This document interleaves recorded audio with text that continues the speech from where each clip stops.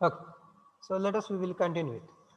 So what is this third chapter is? This third chapter is basically related to the understanding harmony in the family and society, harmony in human relationship.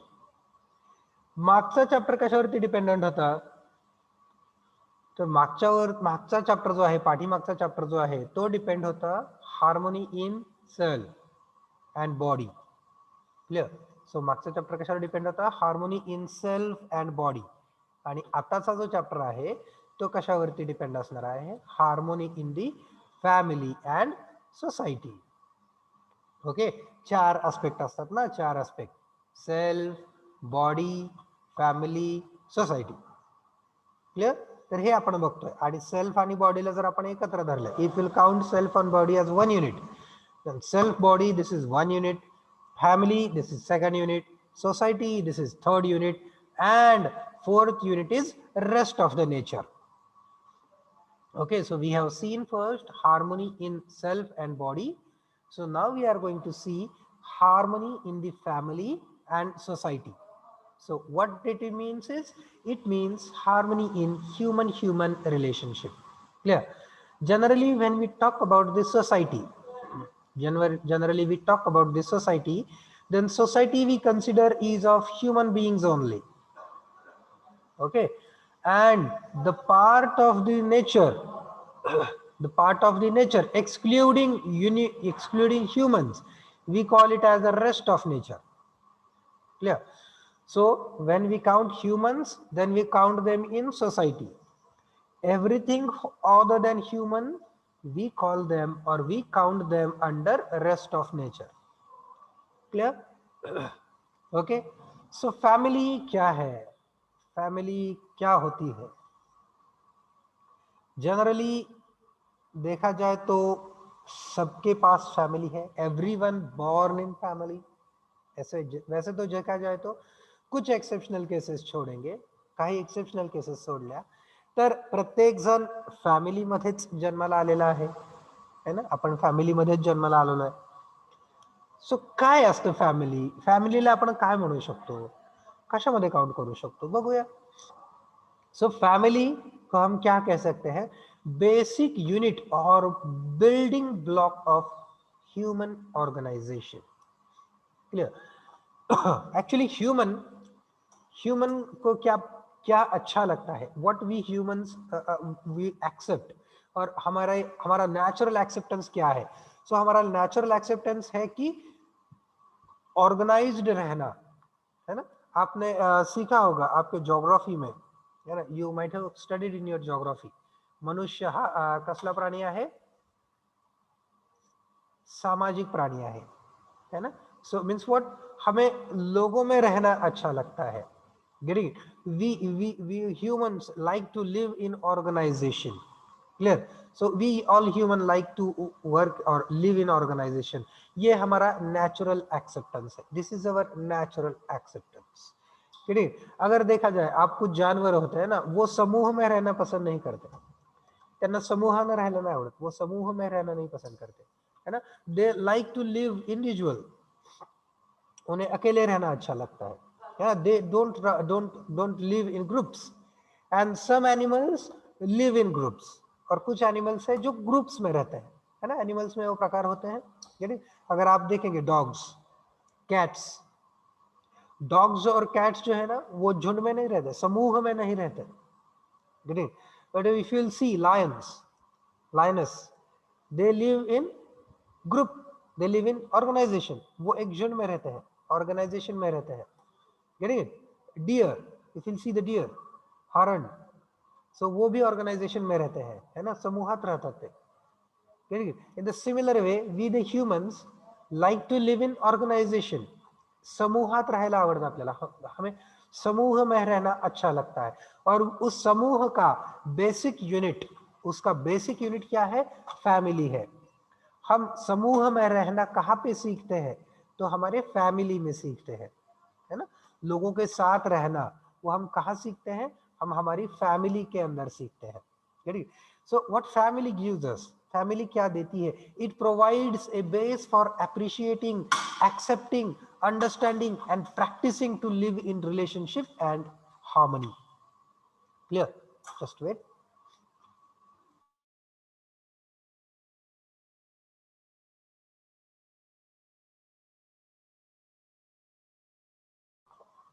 So the family provides us a base for appreciating, accepting, understanding and practicing to live in relationship and harmony, means in order. इसका मतलब क्या है sir? ये sentence का meaning क्या आएगा? इसका मतलब है दूसरों को एक्सेप्ट करना, दूसरों को अप्रिशिएट करना, दूसरों को समझना, ये हम सब कहाँ पे सीखते हैं? ये हम सब हमारी फैमिली में सीखते हैं, है ना? जब हम हमारे हमारे मम्मी डैडी हमें हमें हम अगर कुछ अच्छा काम करते हैं तो हमें अप्रिशिएट करते हैं कि बेटा तूने ये काम अच्छा किया है. सो वो वहां पे हम सीखते हैं कि if someone does a good work then we should appreciate it. ये हमने कहाँ पे सीखा? ये हमने हमारी फैमिली में सीखा. Getting it? हमारा भाई हमारे से झगड़ता रहता है, उसके हमारे विचार मिलते नहीं है, हमारे और हमारे भाई के विचार, बहुत सारे विचार मिलते नहीं है, लेकिन फिर भी हमें उसके विचार कभी कभी एक्सेप्ट करने पड़ते हैं, हमें उसे एक्सेप्ट करना पड़ता है ना? ये है एक्सेप्टिंग, एक्सेप्टेंस. ये भी हम कहाँ पे सीखते हैं? फैमिली में सीखते हैं, है ना? हर एक बात जो हमारे जीवन में होती है वो थोड़े ना हमारे मन जैसी होगी, है ना? जैसा हम चाहते हैं वैसे तो नहीं होगी. कुछ बातें जो है वो हमारे मन के विपरीत होती है, लेकिन सिचुएशन के हिसाब से हमें क्या करना पड़ता है? वी नीड टू एक्सेप्ट, है ना? We need to accept some things. So where we learn these things of accepting? We learn in family. We learn to listen other people. कहाँ पे सीखते हैं हम? फैमिली में सीखते हैं, दूसरों की बात सुनना, है ना? ये हम सब फैमिली में सीखते हैं, है ना? ये हमने कहाँ पे सीखना है? फैमिली में सीखा है. और ये सब हम कहाँ पे प्रैक्टिस करते हैं? बाहर. जब हम बाहर के जग में आते हैं तो हम ये सारी बातें जो हमने फैमिली में सीखी है ना, वो हमारे जीवन में उतारते हैं, है ना? We work out these things in our life. We work out these things in our life. देखिए ना, इसीलिए तो जब भी हम कोई गलत बात कहते हैं, जब भी हम कोई गलत बात करते हैं, तो बाहर वाले क्या कहते हैं? घर में यही सीखा है क्या? Get it? So what it means जो हम फैमिली में, हमारे घर में, हमारे बिल्डिंग ब्लॉक में हम सीखते हैं ना, वही बातें हम क्या करते हैं? हमारे जीवन में उपयोग में लाते हैं. वो बातें हम वर्कआउट करते हैं हमारी लाइफ में, क्लियर? जो हम फैमिली से सीखते हैं.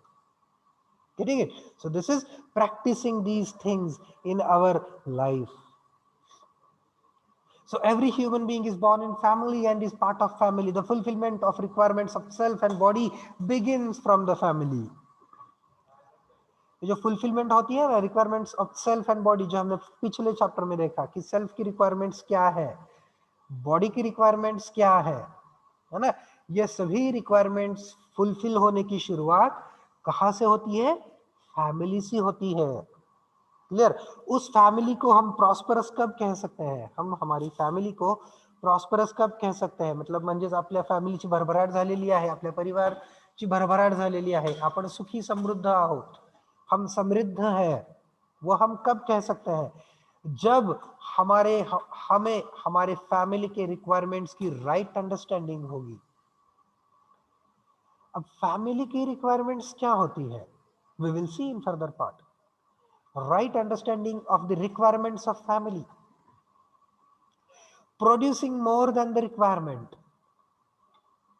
Getting it? Producing more than the requirement. और ये दो बातें करते समय हमें क्या ख्याल रखना है? Take care that the fulfilment does not come from exploitation. ये पिछले चैप्टर के आखिर में हमने देखा था, है ना, कि रिक्वायरमेंट्स की फुलफिलमेंट दो तरह से होती है. एक तो अगर मेरे रिक्वायरमेंट्स राइट अंडरस्टैंडिंग पे डिपेंड है तो फुलफिलमेंट राइट तरीके से होती है. उसके लिए हम हमारे शरीर का राइट यूटिलाइजेशन करते हैं. बॉडी इज एन इंस्ट्रूमेंट ना, बॉडी इज एन इंस्ट्रूमेंट.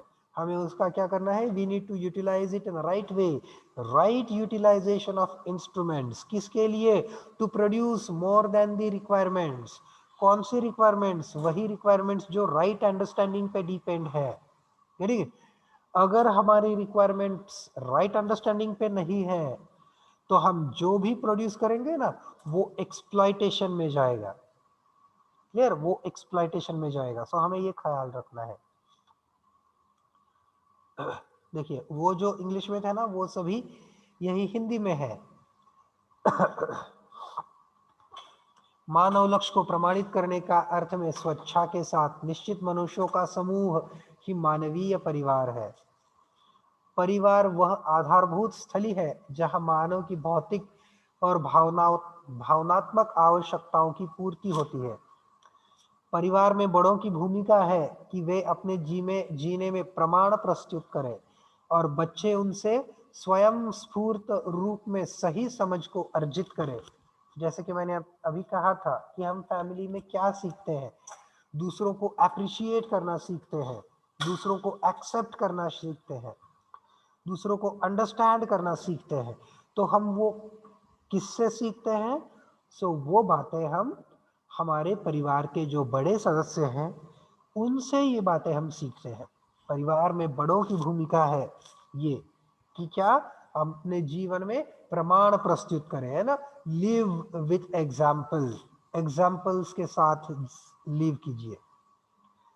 परिवार वो स्थली है जहां हम सबसे पहले मूल्यों का आस्वादन करते हैं। हम देखेंगे वी हैव 9 मूल्य हैं हमारे पास, वो हम देखेंगे आगे जैसे ही चैप्टर जाएगा। पहले मूल्यों का आस्वादन करते हैं और फिर विश्वास, सम्मान, स्नेह, प्रेम, ये मूल्य है। विश्वास, सम्मान, स्नेह, प्रेम जैसे भावों को जीने की क्षमता विकसित करते हैं। मानव परिवार के माध्यम से ही उत्पादन में भागीदारी कर समृद्धि का अनुभव करता है। मानव परिवार के माध्यम से ही समग्र व्यवस्था में भागीदारी प्रमाणित करता है ना। फिर आवश्यकताओं की पूर्ति की शुरुआत परिवार में होती है ना। लास्ट पॉइंट, ये लास्ट वाले पॉइंट है ना, ये यहाँ पे है। आवश्यकताओं की पूर्ति की शुरुआत परिवार में होती है। मानव की 2 आवश्यकता है, भौतिक आवश्यकता है, भावनात्मक आवश्यकता है ना। शारीरिक देखरेख खासकर बच्चों, रोगियों व वृद्धों के लिए, है ना।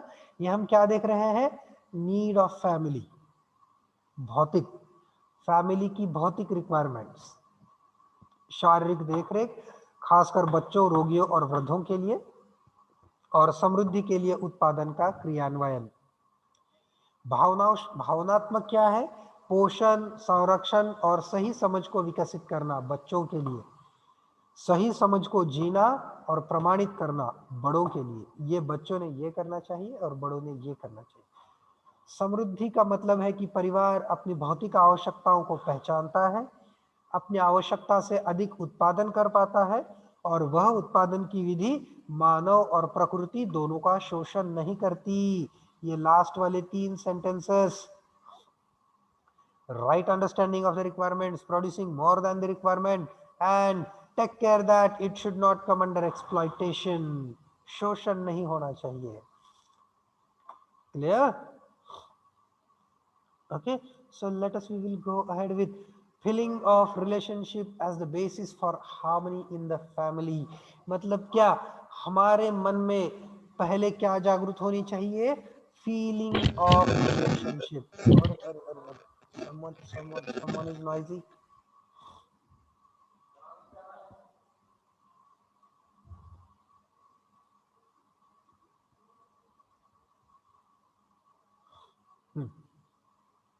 So feeling of relationship as the basis for harmony in the family। Feeling of relationship, relationship की फीलिंग हम सब के मन में, सब के मतलब कौन से, किसके, फैमिली में जितने भी मेंबर्स हैं, जो बड़े हों जो छोटे हों, वो सभी के मन में क्या चाहिए, रिलेशनशिप, रिलेशनशिप की भावना चाहिए। मतलब रिलेशनशिप की भावना मतलब साथ में रहने की इच्छा। The harmony in the family has primarily to do with the fulfillment of relationship between one human being and the other human being. So in order to fulfill relationship, it is necessary to understand relationship. So सबसे पहले हमें relationship को understand करना होगा, उसकी feeling generate करने से पहले, है ना. So देखिए ना, relationship क्या होती है. Let us will see what is relationship. The four important aspects of relationship. Relationship के चार महत्वपूर्ण बातें और चार महत्वपूर्ण एस्पेक्ट्स, पॉइंट्स. रिलेशनशिप जो होती है ना, वो दो ह्यूमन बीइंग्स के बीच में होती है. मतलब क्या, बॉडी के बीच में होती है क्या? नहीं. तो between the self I1 and another self I2, है ना, जो हमने पिछले चैप्टर में देखा था ना. So what is human being? Human being is the combination of I and body, है ना. सेल्फ एंड बॉडी, इन दोनों का कॉम्बिनेशन मतलब ह्यूमन बीइंग है. सो रिलेशनशिप किस में होती है? तो रिलेशनशिप ये शरीरों के बीच में नहीं होती है. रिलेशनशिप जो होती है वो सेल्फ के बीच में होती है ना, जिसे हम मन कह सकते हैं, है ना, जिसे हम खुद के विचार कह सकते हैं. Getting it? सो उसे हम कह सकते हैं रिलेशनशिप किस में होता है? सो सेल्फ बिटवीन आई, मतलब दो सेल्फ के बीच में रिलेशनशिप होता है, ना कि दो बॉडीज के बीच में, दो शरीरों के बीच में नहीं होता है. Okay. The feeling of relationship भी किन में होती है? बॉडी में नहीं होती है. फीलिंग ऑफ रिलेशनशिप भी one self and the other self, मतलब I1 और I2, इनके बीच में होती है फीलिंग्स इन रिलेशनशिप. क्लियर? ये फीलिंग्स को रिकॉग्नाइज हम कर सकते हैं क्या? यस, ये फीलिंग्स हम रिकॉग्नाइज कर सकते हैं. रिकॉग्नाइज करना मतलब क्या करना? समझना, ढूंढना. ये फीलिंग्स हम खुद में ढूंढ सकते हैं क्या? हाँ, हम ये फीलिंग खुद में ढूंढ सकते हैं. Getting it? ये फीलिंग हमारे बॉडी में नहीं होती है. Getting it? ये फीलिंग्स हमारे मन में होती है और हम उसको देख सकते हैं क्या, उन फीलिंग्स को? Yes, we can feel those feelings in our thoughts. हम वो फीलिंग्स हमारे विचारों में देख सकते हैं, है ना. वो डेफिनाइट होती हैं feelings. The fulfilment of these feelings and their right evaluation lead to mutual happiness. The fulfillment of इन फीलिंग्स की फुलफिलमेंट करना. Guys, am I audible? Hello? Yes, sir. Yes, sir. Okay. So Yes, sir. network was fluctuating, so I got a message here. Your internet connectivity is unstable. That is why I asked you. The fulfillment of these feelings and their right evaluation lead to mutual happiness, है ना. इन feelings की fulfilment करना, इन feelings की fulfilment करना और उनकी सही समझ होना, है ना, lead to mutual happiness. Lead to mutual happiness मतलब म्यूचुअल मतलब परस्पर. परस्पर म्हणजे समोरच्या व्यक्तीची पण आणि आपली पण, दोघांची हॅपीनेस ही कशावरती डिपेंडेंट आहे? फुलफिलमेंट ऑफ दीज फीलिंग्स, यावरच्या फीलिंग्स आणि त्या फीलिंग्सचं राईट इव्हॅल्युएशन, म्हणजे त्या फीलिंग्सची व्यवस्थित इव्हॅल्युएट करणं. इव्हॅल्युएट करणं म्हणजे काय करणं? की शोधणं की काय आहेत नक्की फीलिंग्स, काय आहेत त्यांच्या, नक्की माझ्याकडून अपेक्षा काय आहेत. आपण इथं अपेक्षा म्हणू शकतो, आणि we can use the word अपेक्षा हिअर. क्लिअर? म्हणजे त्या फिलिंग्सच्या, त्या अपेक्षांची पूर्तता आणि त्या अपेक्षा व्यवस्थित समजणं, ह्या दोन गोष्टी आपल्याला काय देतात? म्युच्युअल हॅपीनेस देतात. ठीक आहे. म्हणजे समोरच्या, माझ्या फॅमिलीमध्ये जी समोरची व्यक्ती आहे, त्या व्यक्तीच्या माझ्याकडूनच्या काय अपेक्षा आहेत, त्यांच्या शारीरिक म्हणत नाहीये मी, त्यांच्या मानसिक अपेक्षा माझ्याकडून काय आहेत. क्लिअर? त्या व्यवस्थित समजून घेणं आणि त्या पूर्ण करणं, ह्याच्यामुळे काय होतं? म्युच्युअल हॅपीनेस मिळतो. फॉर एग्जाम्पल हमारे छोटे भाई से हमें क्या एक्सपेक्ट होता है? कि हमारा छोटा भाई हमसे अच्छे से बात करे, हमें रिस्पेक्ट दे, है ना, हमें रिस्पेक्ट दे, हमारा कहना माने, जो कोई भी छोटे छोटे काम में बोलूं वो काम वो करे. Getting it? ये एक्सपेक्टेशंस किससे हैं? हमारे these are our expectations, these are the expectations, our expectations from our younger brother, है ना. So this is the feeling what we are expecting. Clear. So ये होगा राइट इवैल्यूएशन. अब इसमें आपको क्या फीलिंग राइट है या नहीं, ये आप कैसे समझेंगे. मतलब आप कुछ भी अपेक्षा करेंगे उससे. आप तो ये भी अपेक्षा कर सकते हैं कि उसने मेरे कपड़े धोने चाहिए, है ना. तो ये तो राइट नहीं हुआ. Getting it. सो राइट क्या हो सकता है. गेटिंग रिस्पेक्ट, उससे रिस्पेक्ट पाना. Getting love from him, getting his trust, उसका विश्वास जीतना. Getting it. These are the right expectations of you from your youngers. Getting it. और उन एक्सपेक्टेशंस की अगर फुलफिलमेंट होती है आपके छोटे भाई से, अगर आपका छोटा भाई आपको रिस्पेक्ट देता है, अगर आपका छोटा भाई आप पे विश्वास करता है ना, तो क्या होगा. यू विल फील हैप्पी, आपको हैप्पीनेस मिलेगा. Getting it. और याद रखिए, giving respect is also naturally acceptable to us. हमें दूसरों को रिस्पेक्ट देना अच्छा लगता है. We feel happy when we give respect to others. Remember this. ये हमारा नेचुरल एक्सेप्टेंस है जब हम दूसरों को रिस्पेक्ट देते हैं. यस. Getting it. सो इसका मतलब आपका भाई अगर आपको रिस्पेक्ट देगा तो उसे भी खुशी मिलेगी. ये बातें हमने पहले चैप्टर में डिस्कस की है. Taking respect, giving respect, yes, this is our natural acceptance. ये हमारा नेचुरल एक्सेप्टेंस है. Getting it. विश्वास जीतना. Getting it. Gaining the trust and giving the trust is also naturally acceptable to us. ये भी हमें naturally accepted है. वो बातें हमें खुशी देती हैं. These things give us the happiness. Getting it? So यही है the last line, the fulfillment of these feelings. Feelings मतलब हम विचार कह सकते हैं उसे, अपेक्षा कह सकते हैं, and their right evaluation lead to mutual happiness. लेकिन अगर हमने गलत तरीके से इवैल्यूएट किया तो हैप्पीनेस नहीं मिलेगा. है? याद रखिए, जैसे कि मैंने कहा था कि आप अगर आपके भाई से कपड़े धोने की एक्सपेक्ट करेंगे तो नहीं, वो तो गलत हो जाएगा. चलो, point.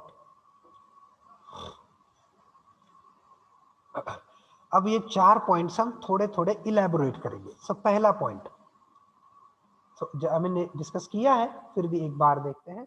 Relationship is between oneself, that is I1, and another self, that is I2. Relationship is already there, है ना. हमारे फैमिली में हमारे पापा के साथ, हमारे भाई के साथ, हमारे बहन के साथ, हमारे माता पिता के साथ हमारी रिलेशनशिप ऑलरेडी है. हमें उनके साथ नए से रिलेशनशिप बनाने की जरूरत नहीं है ना. जैसे कि हम कॉलेज में आते हैं तो हमें नए दोस्त बनाने पड़ते हैं. We need to go ahead with that first. हमें नए रिलेशनशिप्स क्रिएट करने होते हैं, हमें नए दोस्त बनाने होते हैं जब हम कॉलेज में आते हैं, नई जगह पे जाते हैं तब.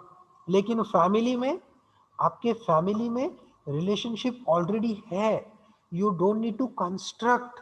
आपको उसे तैयार नहीं करना है ना. सो रिलेशनशिप्स तैयार नहीं करने हैं, वो ऑलरेडी है.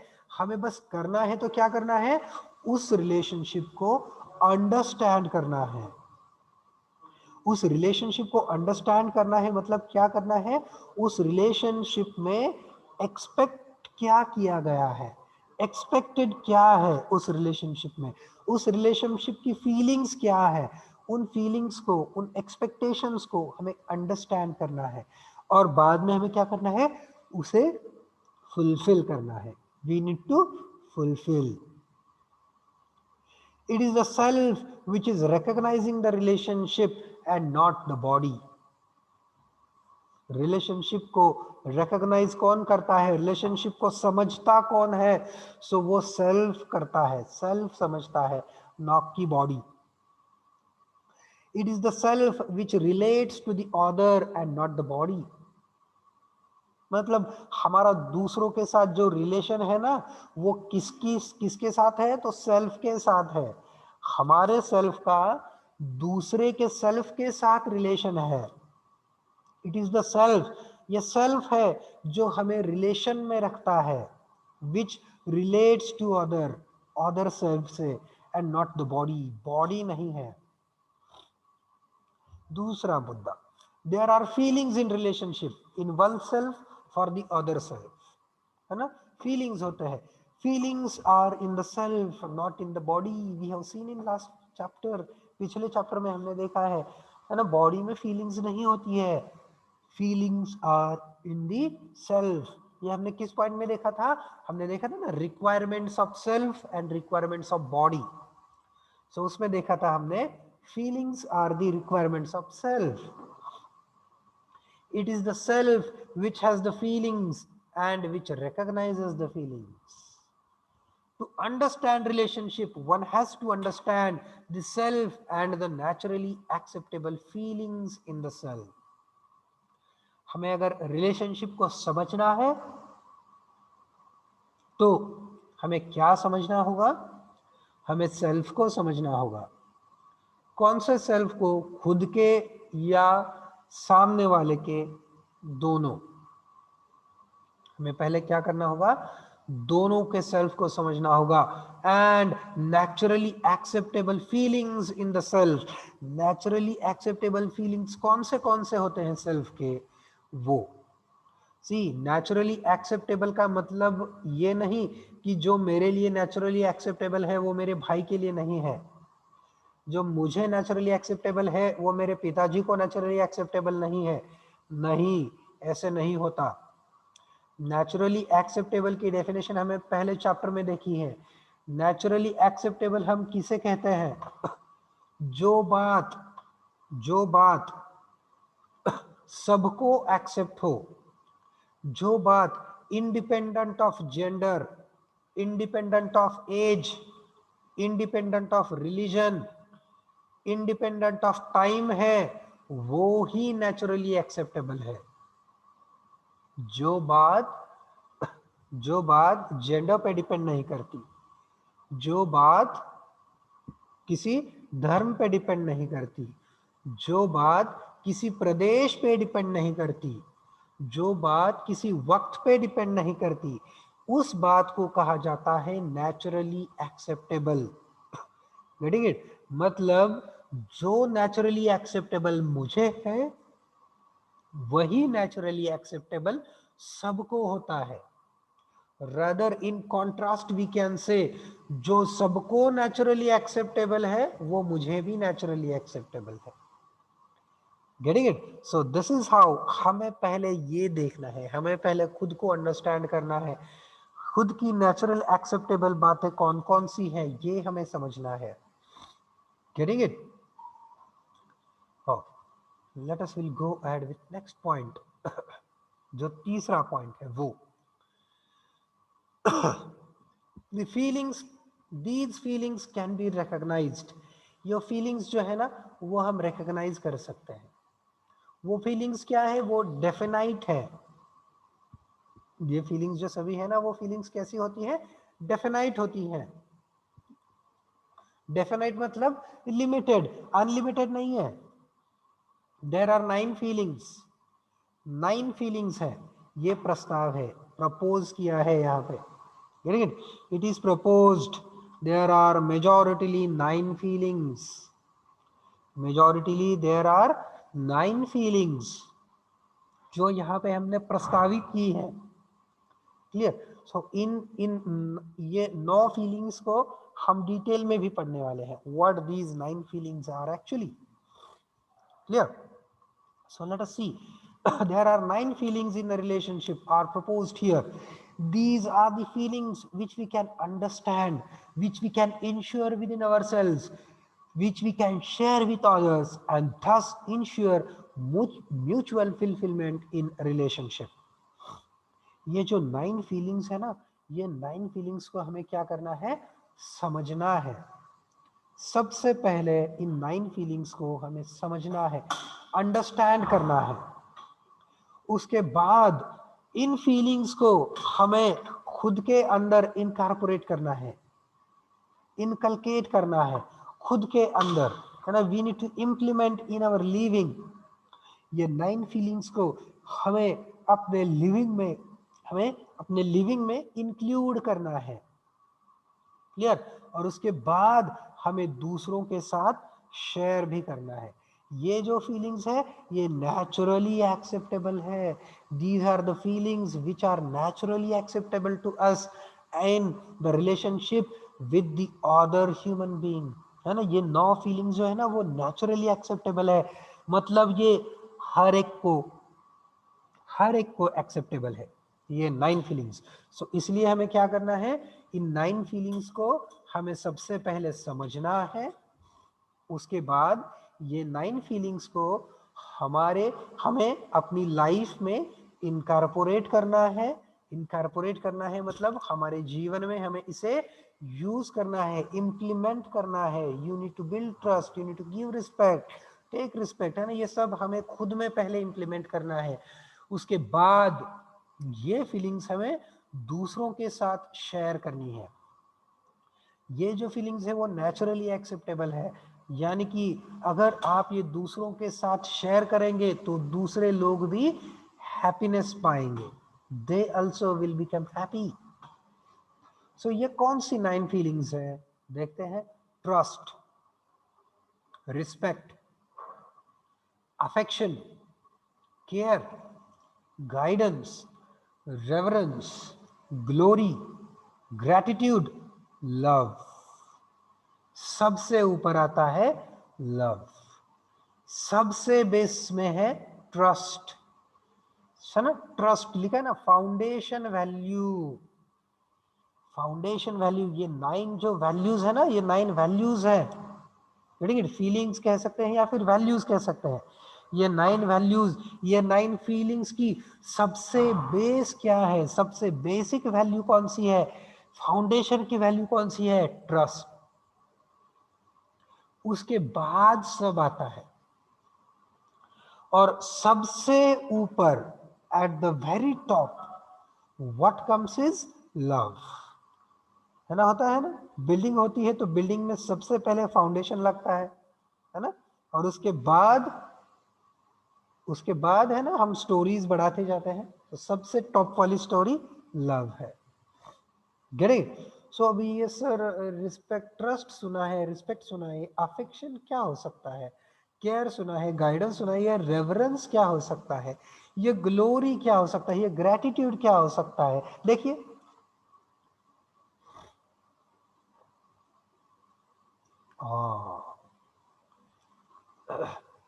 ट्रस्ट का मतलब होगा विश्वास,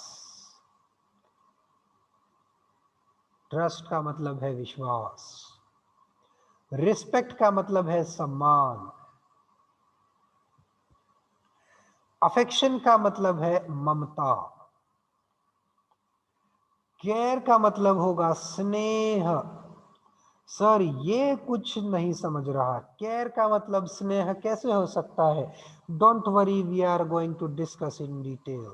ये 9 वैल्यूज, जो पूरे 9 वैल्यूज है ना, हम पूरे 9 वैल्यूज डिटेल्ड में डिस्कस करने वाले हैं। सो उस वक्त हम देखेंगे केयर, केयर का मतलब स्नेह है। गाइडेंस, गाइडेंस का मतलब वात्सल्य। सर ये तो कुछ भी कह रहे हैं आप, गाइडेंस और वात्सल्य ये कैसे हो सकता है। Don't worry, we are going to see the things with example. उसके बाद रेवरेंस, रेवरेंस का मतलब आएगा श्रद्धा, है ना। रखते हैं ना हम, किसी गुरु के प्रति श्रद्धा रखते हैं, किसी भगवान के प्रति श्रद्धा रखते हैं, किसी व्यक्ति के प्रति श्रद्धा रखते हैं। गुरु के प्रति श्रद्धा होती है, बड़े भाई के प्रति श्रद्धा होती है, पिताजी के प्रति श्रद्धा होती है ना, जिसे श्रद्धा। देन ग्लोरी, ग्लोरी का मतलब गौरव। ग्रैटिट्यूड, ग्रैटिट्यूड तो करेक्ट है यार, कृतज्ञता। और सबसे आखिर में लव मीन्स प्रेम। क्लियर। सो ये है 9 वैल्यूज। हर एक वैल्यू इन डिटेल हम डिस्कस करेंगे। हर एक वैल्यू का मतलब, उसका हमारे जीवन में अर्थ क्या है, उसका हमारे जीवन में रोल क्या है, उसकी हमारे जीवन में ज़रूरत क्या है and how it is important. अगर वो मिस होगा तो क्या होगा, this all things we will remember. लेकिन आपको याद रखने में सबसे इम्पोर्टेंट क्या है, सो सीक्वेंस, पहले क्या आता है, ये बहुत ज़रूरी है। पूरी सीक्वेंस याद रहे ना रहे, एटलीस्ट इतना तो याद रखना है, फाउंडेशन लेवल वैल्यू कौन सी है और टॉप लेवल वैल्यू कौन सी है, the last.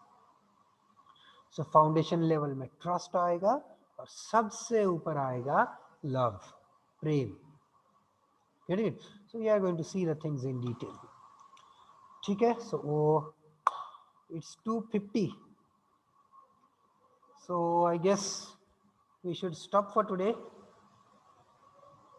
We will stop for today. So 5 minutes to go. Okay, so वो जो असाइनमेंट है, वो असाइनमेंट आपके गूगल फॉर्म में ऐड कर दी है। मतलब क्या, वो नहीं दिख रहा था ना, यूएचवी का पॉइंट नहीं दिख रहा था। So I have added that point, so वो पॉइंट मैंने ऐड कर दिया है।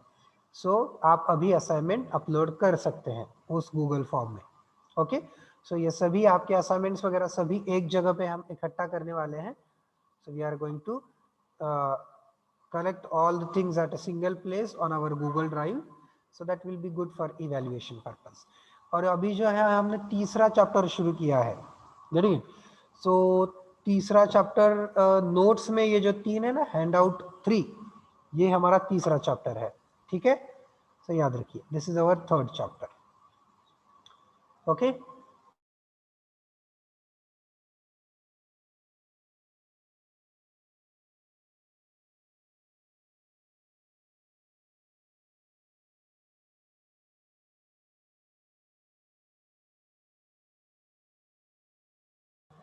ठीक है guys, we will stop now, join for next lecture. Thank you.